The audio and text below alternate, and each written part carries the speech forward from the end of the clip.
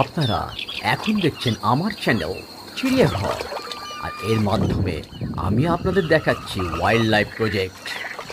আর এখন দেখছেন carnivorous animals and birds.